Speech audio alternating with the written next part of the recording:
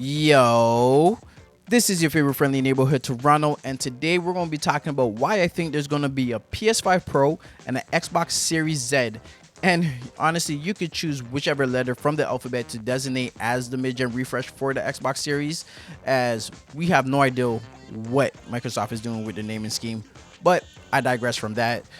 So basically, this has become a topic of discussion recently because a former Xbox executive, Albert Pinello, or if he's Spanish, Pinello, was on Reset Era, and he was responding to a post where he was stating that the PS4 Pro and the Xbox One X, when they were made out of necessity because 4K was becoming more mainstream amongst the PC and the TV space.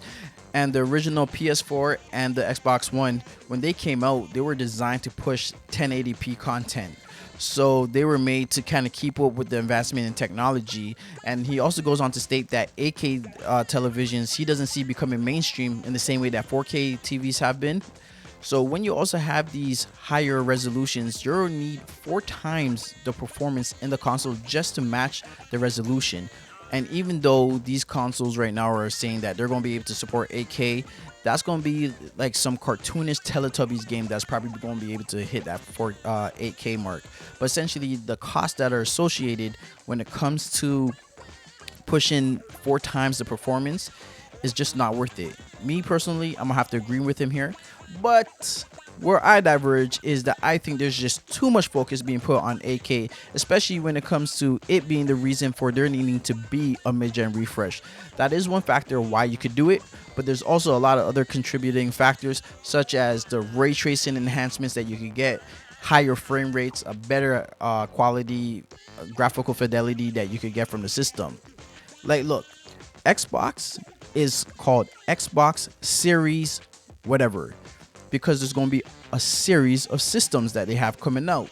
Like, Phil Spencer's been on the record many times stating that, they're trying to really blur the lines of generations. They want to kind of go along more of the line of the cell phone industry where every 2 years there's a new phone and somebody could kind of upgrade, especially when you consider that they have the Xbox All Access program already where people can kind of upgrade to the next system. So if they could upgrade every 2 to 3 years to the next system, I'm pretty sure this is kind of what Microsoft wants for their platform and ecosystem moving forward. And then on the PlayStation side, I can see them really benefiting from a mid-gen refresh. And I actually do think that the PS5 has a better baseline this generation than the Series X does. I'm actually going to do a video talking more about that soon. So like and subscribe to the channel and hit the notification bell so you can be notified when that video drops. But essentially, they could have benefits when it comes to the PlayStation VR 2. Having a stronger system would definitely help with maybe not just its resolution, but the frame rates for the VR, which are very important. Also, they have a great architectural design for the system. They don't really need to touch anything when it comes to the SSD and the architecture there, but they could definitely upgrade things to the GPU. Again, adding more of those compute units to help with their ray tracing calculations, adding a CPU, making dynamic destruction a whole lot more realistic, adding pedestrians and more vehicles to a open world game to make it feel more alive. And then even adding more RAM. Those are different things that you can add to the a mid-gen refresh, both on the Xbox Series and the PS5. And another important reason why to have a mid-gen refresh is because of the PC market. And year over year, they come out with new GPUs, new CPUs. They're always pushing technology forward. So they're going to be so far ahead in 7 years' time graphically and just in compute power than the PS5 is and the Xbox Series X is. So to kind of mitigate that mid-year around the 4 or 5 year mark where a lot of console gamers just start to migrate over to the PC space to kind of enjoy games at a higher quality level when it comes to the graphics specifically, a mid-gen refresh would definitely help mitigate that from happening. It already worked wonders this generation when it comes to the PS4 Pro and the Xbox One X. They were even able to double dip where they had gamers who already had the PS4 or the Xbox One, and then they upgraded to the higher tier system.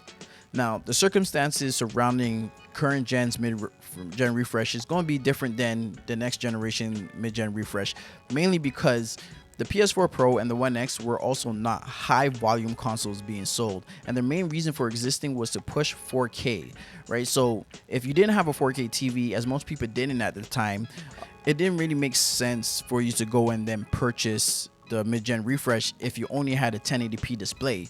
Now, the main focus for the PS5 Pro and the Xbox Series Z should not be 8K. It really should be focused on ray tracing enhancements, the frame rates, and higher graphical fidelity. Because doing the 8K, you're then making another product that's not going to be a high volume console.